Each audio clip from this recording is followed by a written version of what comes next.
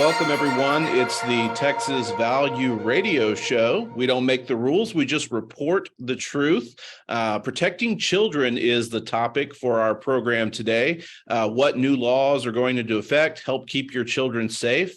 And we have I'm Jonathan Covey. I'm the policy director for Texas Values, filling in for Jonathan Sines this week on the Texas Values Report. We have a very interesting show lined up for you today, a very good show with a special guest to discuss what is possibly one of the most contentious issues in the recent regular session of the Texas legislature, which ended just about 3 weeks ago. But before we get to that, just as a reminder, you can catch us every day of the week on this station, KTXW 1120 The Bridge, or you can watch us on demand on Facebook, on Spotify, on YouTube, all of your favorite streaming platforms. Also, if you've just got to find out more about information, anything we've talked about, you can find great info on our website at txvalues.org.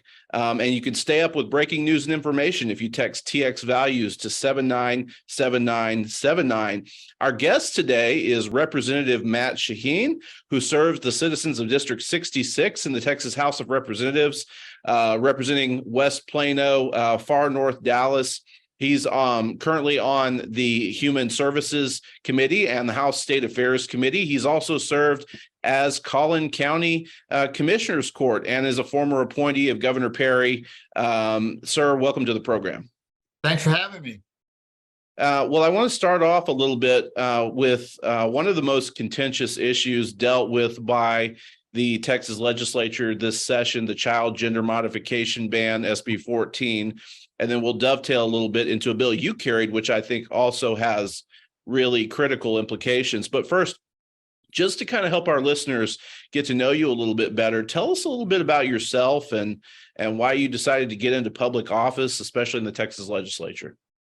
Well, I live up in Plano and have lived in Texas since '87, moved here from Virginia. I am blessed to be married to my wife, Robin. We're actually celebrating 30 years this year. Congratulations. October. We've got God's blessed us with 3 kids. And yeah, I've been in the legislature. This is my 8th year, 5th term. And, it's just an incredible joy and honor to represent about 200,000 citizens, like you said, in Western Collin County. And I was a commissioner beforehand, and I really wanted to get more into the social issues like pro-life.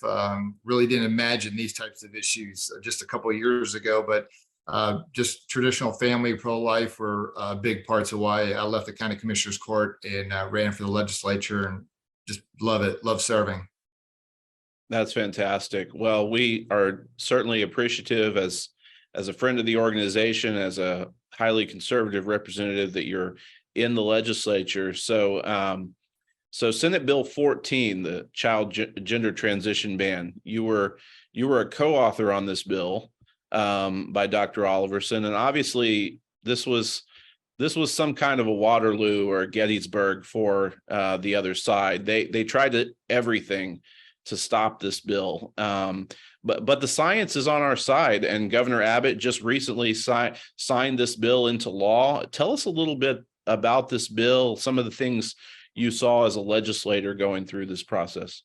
Yeah, you had really 2 physicians driving this process in the legislature. Of course, Donna Campbell in the Senate and Dr. Oliverson over in the House. So you had 2 physicians driving this process. Yeah, this really isn't debatable. I mean, the whole idea that the gender of a child is absurd. It's extreme, and we're not going to accept it in the state of Texas. And this thing has overwhelming support, of course, in the legislature, but really across the state of Texas and across the nation. I mean, this shows the radicalizations of the Democratic Party and how the more liberal extreme parts of their party are driving their agenda. So look, we're going to do everything we can to protect children. This is a great example of it. We're protecting children from online pornography. I know we're going to talk about sexual performances and drag shows in front of children as well. But we are taking a stand, and we'll always protect little children. And this is a great example. It's just unfortunate that it's even needed to do this. So it is. And it's crazy to think that you would need to protect kids from, mutilation, from gender procedures.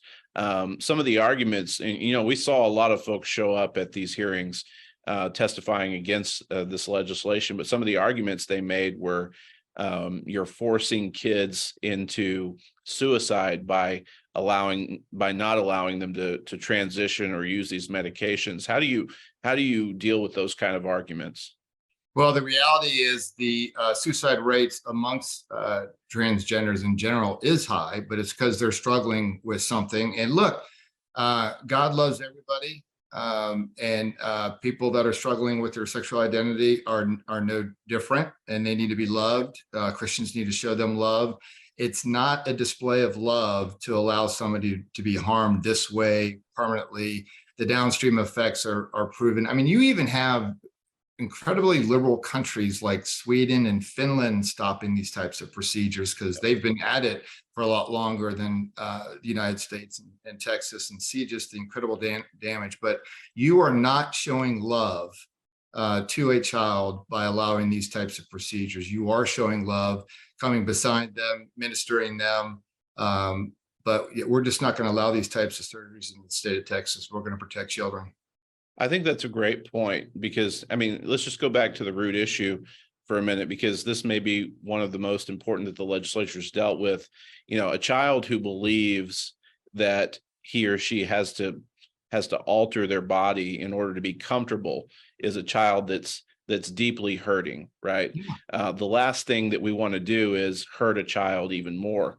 And when a child is struggling to accept their biological sex, a lot of transgender activists will try to send the message like, well, just be yourself. In reality, it's a message that says, change your body, or change your healthy body parts, or change your appearance. And kids aren't ready to make these kind of big life altering decisions. We don't let them get tattoos. We don't let them consume alcohol or drive cars. So this is just an incredible thing that the other side doesn't seem to really make sense on. Yeah, it's just the radicalization of the Democratic Party of liberalism in the state of Texas that they would actually go this far. And so, look, we're going to love on children. We're going to support them. Gender dysphoria is beyond rare. It's because of Right. where the culture is going and some of the pressures on the left. You see children maybe a little bit more confused. Quite frankly, we see parents pushing this type of agenda on their children, which is horrific as well. But look, we're not budging. We're going to protect children, and like extremist organizations like the ACLU threatening to sue, they can do all they want. We're not budging. We're going to protect children. Yeah, I know we've had some statements from organizations saying that that litigation would be forthcoming. So we'll see how that works out. Well, Bring it on. bring it on. Well, let's talk a little bit about a bill that you had a highly centric role in, and that was SB 12 to protect kids from being harmed by being exposed to hypersexualized performances, drag shows, things like that. You and Senator Hughes took the lead on this bill, and Governor Abbott recently signed it into law as well. What can you tell us about this? Yeah, it's another one of those topics you're kind of surprised we have to deal with. But yeah, SB 12. I loved working with Senator Hughes. He's been a really great friend and also a champion of protecting children of traditional values. So people were shocked, stunned, disgusted to see videos of children before these sexual performances. A lot of them were these the vast majority of them were these drag shows. And Right. I think people always knew that drag shows were around. The vast majority, I don't think, really engage in that. But when we started seeing videos of little children witnessing and sometimes even participating in these highly, highly sexualized performances, again, we're not budging. We're going to protect children. So what SB 12 does is it does a couple of things. One of the things it does is it holds the venue responsible. So that there's some kind of performance sexually in nature in front of a child, it's a $10,000 fine. And then the performer is criminal liability as well, as far as a Class A misdemeanor. If you're just joining us, we're talking with Texas State Representative Matt Shaheen. He's the author of legislation to protect kids from drag shows and other hypersexualized performances.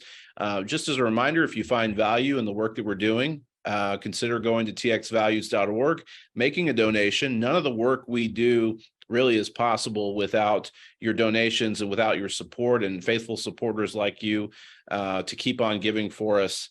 Representative, talking a little bit more about your bill. Critics of the bill have said things, and we heard things like, it's so broad or it's overbroad. It could regulate things like viewing the Dallas Cowboy cheerleaders at a football game, for instance. Obviously, this is a slippery slope scare tactic. How does the bill really parse out these things? Yeah, it's not even close. We heard all kinds of silly scenarios. So what it does is it combines any kind of sex acts or simulated sex act in front of a child, but it's combined with this concept that came out of the Supreme Court called the prurient interest. So there needs to be some type of excessive interest in sex in conjunction with whatever type of performance or act that they're conducting in front of a child. So again, Dallas Cowboy cheerleaders, dancing, whatever. We heard a bunch of absurd ideas as far as what the bill would not allow, and it's just not true. This comes from decades of proven Supreme Court rulings and statute that's been held. It's called the Miller test. If you have any lawyers that are watching, it's a several prongs that the Supreme Court established to decide what is obscenity. And what we discovered was in state statute, we do protect children, obviously, from obscene materials and those types of things, but performances was silent in the statute. So we took a lot of those concepts and just applied those to the performances. Because again, it's just another example of something we couldn't even conceive of having to address something like that, like this. But again, you've got liberal Democrats that are going after children, and this is just another mechanism that we're using to protect them. Yeah, I remember at the hearing, we had a number of people talking about this and bringing up so many crazy scenarios about how this would apply to them. And, it's like, well, it's funny because, we've worked and you worked very, very hard on this bill to really keep it narrowly tailored to a certain group and for a certain purpose, which was to protect kids from these inappropriate performances. And just in the same way that we would protect kids from anything else, right? The government, we believe in limited government, but there are certain times when the government does have to get involved in order to protect kids from really harmful, detrimental things. And I think this makes a lot of sense. It puts some excellent guardrails in place, if you will.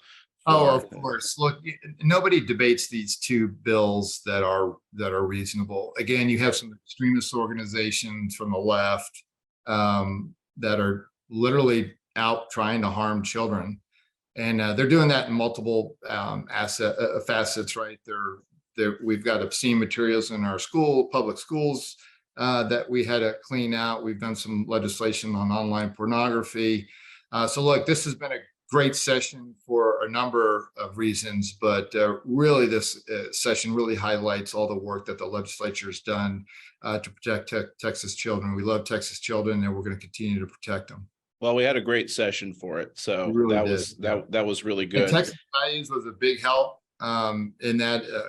I've had the privilege of working with Texas Values for multiple sessions, and you all are just a wealth of help, resources, and knowledge. And we really appreciate you coming alongside the legislature and helping us on these very, very important issues. Well, that's very kind. I appreciate it. Well, got to ask you this question, and obviously we're in special session right now, and I don't want to blindside you at all. But that's all right. Do you see any hope on property tax reform coming in the next week or two? Yeah, I don't know if it'll be the next week or two, but at some point we'll get there. We just, Texas is blessed that we're arguing over how much of or what kind of property tax relief that we're going to give to the citizens of Texas. So we'll get there. It's going to take some time, and I think later on in the year, we'll also revisit parental rights and education and school choice. So stay tuned. There's a lot of action still going on in Texas. Yes, and we continue to support parental rights. Governor Abbott signed some parental rights bills recently. I think there were at least 4 of them he signed. And so we continue to support that issue as well as school choice. Representative, thank you for joining us. Is there anything else that you'd like to add for our listeners? Just I will say real quick, a lot of these victories are because moms and dads really have been engaged over the past couple of years. Look at what's happened with our school boards, how you have more traditional family conservative individuals that are running for school board and winning in droves across the nation. So I would just ask, look, people that have been engaged, maybe for the first time, stay engaged. We need you. You do make a difference, and you definitely made a difference this past session. Government belongs to those who show up. Yes, it does. We need parents involved. Representative, thank you for joining us. We know you're busy. We'll let you go ahead and drop off, but we appreciate you being here, and as always, hope to have you join us back here again soon. I loved it. Thanks for having me. Bye-bye. Thanks so much. Well, we were talking with Texas State Representative Matt Shaheen about some very hot button issues, some new laws to protect Texas kids. And I thought it was interesting because a story came out, I believe it was yesterday, about how there was a presidential candidate, Chris Christie, and he was opposed to the banning of gender transition medications for children, even though a majority of Americans, a large majority, 70%, according to a recent Washington Post survey, oppose giving children any type of medication to pause puberty or cross-sex hormones, that sort of thing. But the really interesting part of the article was the quote, and he said, quote, "The fact is that folks who are under the age of 18 should have parental support and guidance and love as they make all the key decisions of their life, and this should not be one that's excluded by the government in any way." Okay, Chris Christie. Driving a car is also a decision that kids make, well, eventually, but you know what? The government has a say in that as well. My 10-year-old wants to drive, but he's not going to drive my truck down Highway 8, no matter how good of a driver he decides he himself to be. Apparently, it's okay in other areas for government to regulate children in activities that are highly dangerous to them. But just in this one area, it's okay for children to make their own decisions, which potentially puts them on a lifelong path to infertility. We've seen the science shows a high potential, as Representative Shaheen was talking about, for suicide in their late teens and their young adult years as well. It's truly devastating. It's truly confounding. Well, gender modification and banning drag shows are just 2 of many issues in the Texas legislature considered in this past session. Another issue was parental rights. And for Texas values, that includes the nexus between parental rights and transparency, protecting children from obscene and pornographic materials in public school libraries. This topic is just a sizzling topic across the nation. Texas Values supported a bill in the Texas legislature by Representative Patterson to make sure that not only are library materials rated and restricted for explicit content, but also that parents have an absolute authority to determine what their kids have access to. This is not a novel idea, and it shouldn't be, right? Our entire economic system is built on supply, and we're finally seeing, in some respects, there are a lot of things that go hand in hand. One of them is that parents want the freedom to go where they want to educate their children according to their own ideology, their own beliefs. We're seeing parents from across the political spectrum advance the notion that they should be in charge of their child's education, be in charge of their child's upbringing and their child's care. This isn't a Republican issue. It's not even a Christian issue, really. This is something that parents all across the board agree upon and want. And they have different views about how to raise their children, but we respect that and we advance it and we protect it legally here in this country. And I think the disconnect is that parents themselves are increasingly noticing a disconnect between what they wish to teach their children and what public schools or what's being promoted in public schools. There are schools in small towns across Texas. Used to be a natural extension of families in those communities, but increasingly federal government is dictating to all public schools what people should be called, their pronouns, what bathrooms they should use, what sports teams they should play. And small town people, small town Texans have seen these quote unquote woke changes in policy, and they worry that their local public schools no longer really belong to them. And that's true in so many respects. Governor Abbott signed a number of bills, 4 bills this session so far that were kind of a package for parental rights. And we've talked about HB 900 that was protecting children from inappropriate materials in school libraries. You may also remember House Bill 1605. This was a bill by Representative Buckley to allow parents to access all the instructional materials, all the curriculum that their child is being taught. Because the truth is, the majority of instructional material in the classroom, parents a lot of times don't have access to, or it's difficult to get access to. And we want to raise the quality of instructional material because a lot of instructional material don't meet the grade level TEKS that they're supposed to. There was a recent study that came out that that showed that only 17% of students were engaged on grade level for the classwork that they're doing. So 1605 helps to solve that problem. There were a couple of other bills as well that Governor Abbott signed that really helped increase parental rights. So this has been a good year for parental rights in the Texas legislature as well. But we're continuing to watch and see how school choice issue will come out. Of course, Governor Abbott is in favor of this and has said that there will be a special session at some future point on the school choice issue as well. Well, we are coming to the end of our show, but I don't want to forget, I don't want you to forget that we have all kinds of events all over Texas, and some of those events may be coming to an area near you. On June 22nd, that's tomorrow, we have a event in Longview, Texas, Woodland Baptist Church. On June 26th, we have an event in Bastrop. So if you're in the Bastrop area, feel free to drop into First National Bank of Bastrop. And then June 28th, we're going to have an event in Canyon Lake at the Preston Memorial Library. And then finally, don't forget, every year we have our big annual Texas Values Policy Forum, where we have a number of speakers from across the country and across Texas come and speak on some of the most hot topics of the legislature. Our policy forum this year is going to be September 15th and 16th. So go ahead and get the old pencil out, pencil in September 15th and 16th. You want to come to the Texas Values Policy Forum here in the Austin area. We want to thank our faithful listeners for supporting us. If you see value in our work, again, you can make a donation by going to Texas Values, going to txvalues.org.